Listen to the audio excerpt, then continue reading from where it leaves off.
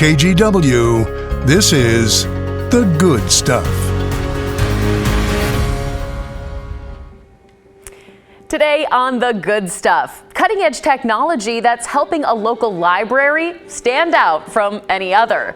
Thanks so much for joining us. I'm Brittany Folkers. Multnomah County Library is opening up a new building, paid for with a voter-approved bond. It took more than $62 million to get the new Operations Center off the ground. And as Sydney Dorner shows us, it's an expansion that's breaking the norm and showing us what a library really can provide to the community. Everything about this is new. The Multnomah County Library is opening up a new cutting-edge operations center. The center is where new books and materials come into the library system and features an automated handling system that will free up library staff to have more time to interact with the public. We send millions of items around the system every year, and up until this project, that was all done manually by hand. The Operations Center is the home to all library staff that provide community services, like their mobile van that brings Wi-Fi, laptops, and books right to your front step. It's a big barrier for people who are in poverty or people who are working multiple jobs and trying to take care of a family. Transportation is a challenge, or just managing your schedule. So we are taking library services to the point of need. Multnomah County Library says they are working on renovating 11 libraries and opening up a central library in February. Their new approach takes into account the mental health and security of both employers and patrons. And so we've lowered all the bookshelf heights and created much better what we call sight lines, so it's easier to know who's in the space, what they're doing, where your colleagues are in the space. So that's a really significant part of that. Library is such an important place. Now, the Operations Center even features a public bookstore called Rose City Reads, where you can find used and affordable books. All of those book sales go back towards the library. The Portland Rose Festival is still months away, but organizers are already looking for some people to join these wacky Rose Festival clowns. Yeah, for the past 16 years, the clowns have been just one of the festival's core entertainment acts.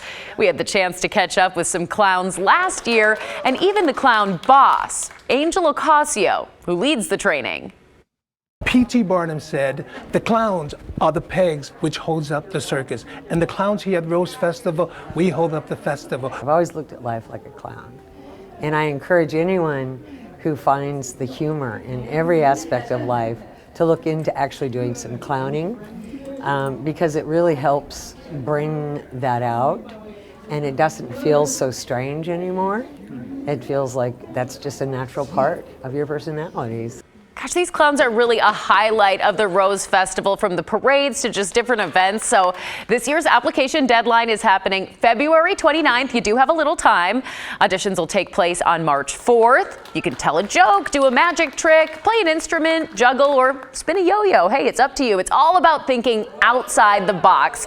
And if you pass the audition phase, you'll then go through a clown workshop in April, learning circus and theater skills, clown makeup, and how to create a character. That sounds super fun. For more info, you can head to rosefestival.org. All right, enough clowning around. It's time to get serious. Serious about houseplants. Yeah, that's because today is National Houseplant Appreciation Day. Who'd have thunk it? Portland is a mecca for plant shops, so I asked you to show off your indoor green thumb with a post on social. Me, I love to fill my home with plants. It's keeping them alive. That's the hard part for me.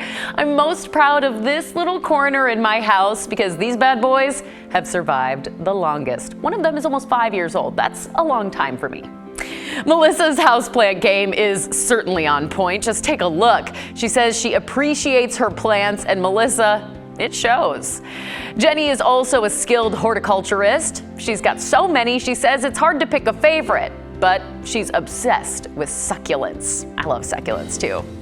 And what's a house plant without a cozy pot to live in? Lisa shared this photo of one of my favorite ways to display your greenery, with a little macrame holder. I love these things. I have them all over my house, small, big, they're just so fun. Darcy's favorite is her Christmas cactus, which is in bloom. They have such pretty flowers, don't they? And you know what, speaking of flowers, they can really brighten up a room. Sally says her African violet looks so cheery, even in the winter. It's a beautiful flower. And here's a plant many of us never see produce flowers, but Wendy did. She says her jade plant finally bloomed, and just look at that. It is so beautiful. I wish I could see that on my own jade plant. And finally, this is probably one of the coolest plants I've ever seen. Heidi says she loves her dolphin flower. Yeah, dolphin. That's the nickname for this trailing succulent that looks, like a pod of red dolphins leaping from the waves of greenery. How cool is that? And we want you to share your photos and stories of good stuff happening in your community. It's what makes this show go, right? Text us your photos, your story ideas to 503-226-5088. You can also email me at thegoodstuff@kgw.com, and we'll try and feature more of your houseplant photos at the end of the show. An adorable feline is going viral tonight for her fluffy physique. She goes by the name One Frosty Too Many, or just Frosty for short. She was found wandering the streets of Richmond, Virginia, and as Riley Want tells us, she's now ready for a forever home. And we're like, oh my gosh, look how huge this cat is. We carried it in a big carrier. This absolute ham, triple the normal weight for a cat her size, now the center of attention at RACC and on her way to becoming a social media sensation. We get emails from all across the country, people that are interested, people that comment. Frosty was brought to us by a concerned citizen that found her as a stray, believe it or not, out and about in the city. Named after the popular Wendy's dessert, Frosty is getting the princess treatment in a room of her own since she's too big to fit in the standard cages. She needs a big room to kind of move around and exercise. RACC says even though her chubbiness is pretty cute, she needs to shed the weight in order to be healthy and comfortable. Frosty was a bit camera shy at first, but all of 5 minutes later, she dropped the catitude and warmed right up to us. The more weight she loses, the happier of a cat she's going to be and the less grumpy she'll be. They are looking for a quiet home and someone with time on their hands and experience caring for cats. It's got a double-digit weight loss journey ahead of her. This comes shortly after the shelter took in Patches, the giant 42-pound kitty that rose to national fame. I feel like Patches last year and this kitty right here, Frosty, are probably the two biggest that we've seen. And of course, Patches' owner was thrilled to learn of another hefty cat at the shelter sharing the love on Facebook. I mean, wow, two very hefty cats in the same shelter. Oh, I hope they find loving homes with a sweet cat. And here's some more beautiful big cats. Check out these guys, a little less cuddly than you might see in the shelter. These bad boys are now at the Oregon Zoo. Brother Luca and Dimitri are 18-month-old Amur tigers. They were born in Minot, North Dakota, and just recently moved to the Oregon Zoo. Amur tigers are the largest tigers, and they are at risk of extinction. There are only about 500 left in their native range in the wild. The zoo says that Luca and Dimitri are settling into their new home and have started to explore. Gosh, they are just magnificent, aren't they? And then they lick its nose. It's so cute.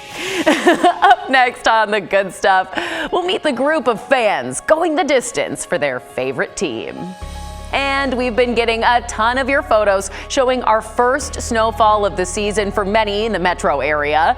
Though there were a few trouble spots, this was mostly just a pretty event for the area. We've got some more intense conditions, of course, coming Friday night into Saturday. You can go to kgw.com for the latest on your forecast.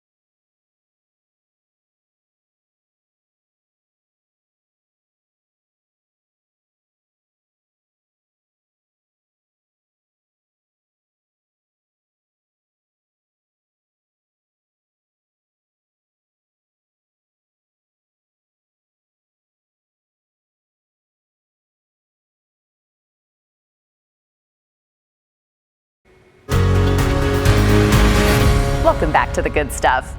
You know, true sports fans know winning isn't everything. Sure, it's great to see your team move up in the ranks, but it's the love for the game, right? That rings true for a group of women from Minnesota who support the Vikings. As Boyd Hooper reports, they've spent the past 2 decades going the distance for their favorite team. Got a nice little variety here. I got a little extra sharp cheddar. I got a little cranberry cheddar.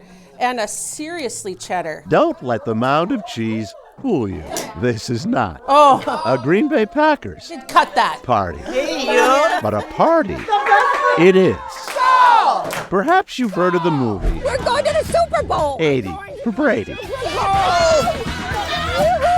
That's like this Soldier Field was the first one. in real life. Look at these.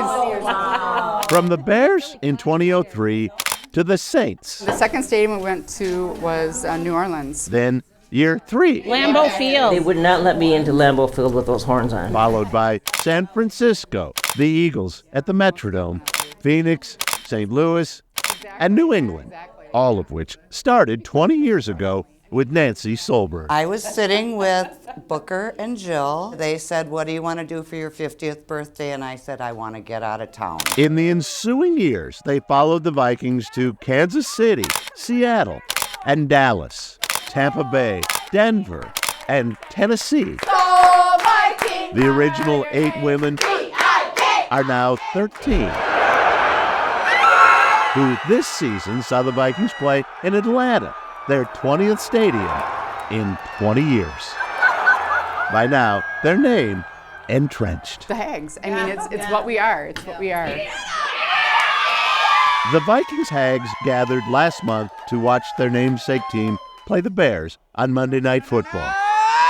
With their Bud Grant patches, their boots, We're all about the footwear. and some stories better left untold. Definitely a memory. It was also about then that we noticed the wings on their shoulders. Yeah, that's my baby. That was my baby. Pat Booker's son Keith was a favorite of the Hags. Lisa made this beautiful Vikings cape for him. 2 years ago, when Keith died, the Hags came to his funeral in their gold game shirts. And to have them there was, amazing to me and still is. And I love them all for that. And, love you more. Yeah. Shirts to which they've now affixed Keith's warrior wings. We have each other's back. Some things That's beautiful. are bigger than football and more important than trips to Detroit and Los Angeles and Washington, D.C. Friendship, support, and camaraderie win out, even on nights when the Vikings are less than stellar. Winning isn't everything. What is this? It's everything they've shared. I just want to hang out with these ladies. They sound like so much fun, and the way they support each other is just amazing. And that story actually got our viewer Kristen thinking of her own friend group. She just sent us these photos of her friends that bonded over their passion for running. The Pavement Princesses, as they named themselves, love that name by the way, completed multiple hood to coast races. Over more than 20 years, they've supported one another through those big life events, everything from marriages to becoming grandmothers. Oh, I just love this. This is so cool to see. You can see that bond and that friendship with all these photos. Thank you so much for sending these in. This is the type of good stuff we love to see. Oh, friendship. So good. Well, hey, there's one woman who's making sure nothing gets in the way of staying fit, even at the young age of 100. We've got her story up next.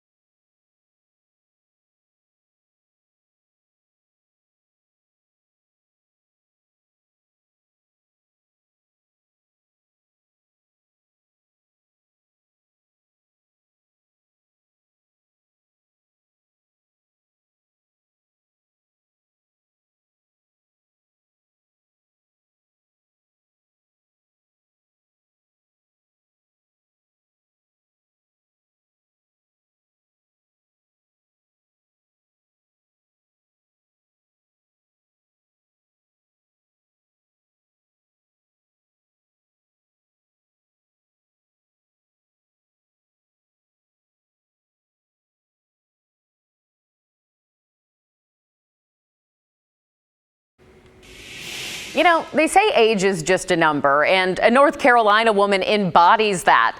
Bess Lamson is 100 years young, and she makes sure to hit the gym regularly for her workout plan. Hunter Funk with her sister station in Greensboro learned what motivates her after all these years.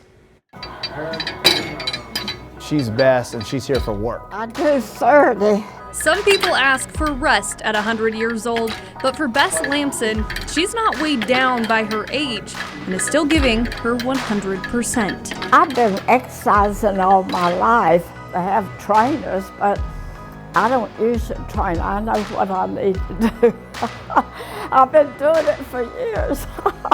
You will find Bess working out right next to her daughter, Terry Drew, at least 2 days a week. I've got to at least keep up with my mom. She's making me look bad. Drew says her mom doesn't just lift weights, she also lifts spirits.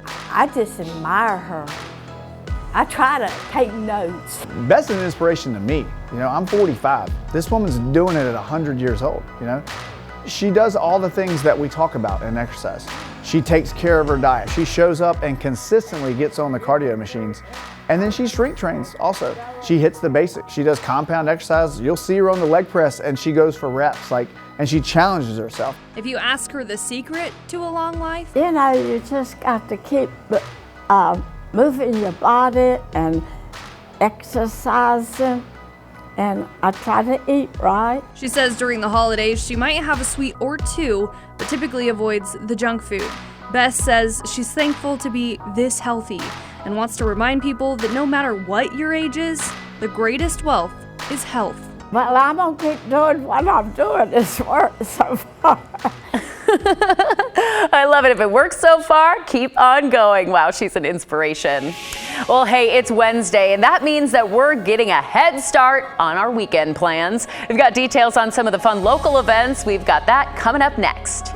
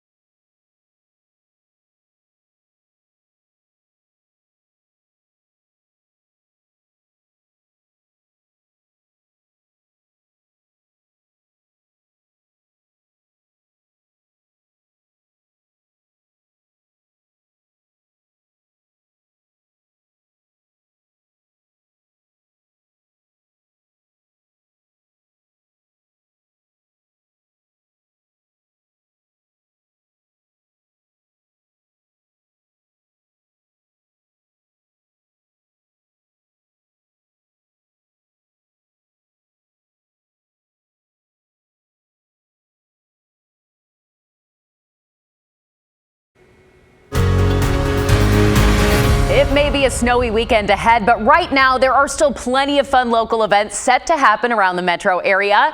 Let's start with the PDX Folk Fest. This one's happening Friday through Sunday at the McMinimans Crystal Ballroom. It's the perfect way to discover some talented local folk artists. Sunday will specifically be an acoustic night. Artists will be going on stage at different times, so for a full lineup and tickets, just head to portlandsfolkfestival.com. And hey, as a plus, the event will also be a great way to give back to the community. The Folk Fest is partnering with the nonprofit All Good to host a warm clothing drive. So if you happen to have extra winter clothes and accessories, come bring that to donate to those in need.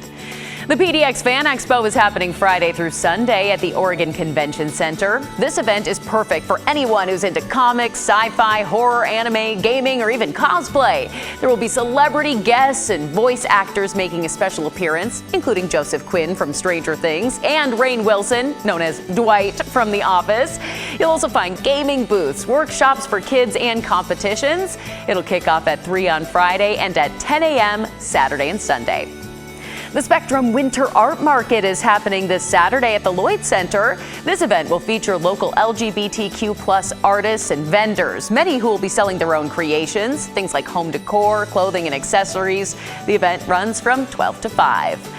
And get ready to fill up your cup because Oregon Cider Week kicks off this Friday. It runs through next Sunday, the 21st. The 9-day event will be jam-packed with events across the state, including the Cider Convention at the Oregon Convention Center, where nearly 1,000 cider makers from across the world showcase their drinks. There will also be special Sunday brunches at Portland Cider Company and 50 different taps at Schilling Cider House. For a full list of events, tickets, and timings, head to OregonCiderWeek.com. And of course, be sure to keep an eye on changes with the winter weather headed our way. And for more weekend inspiration, check out our 8 Things to Do article up each week on KGW.com. All right, that is all the time that we have for tonight, but I want to leave you with a few more of your awesome houseplant photos on this National Houseplant Appreciation Day. Thank you for sending these in. I definitely appreciate it. Gives me a little inspiration for my own indoor gardening as well. Thanks so much for taking a little time for the good stuff.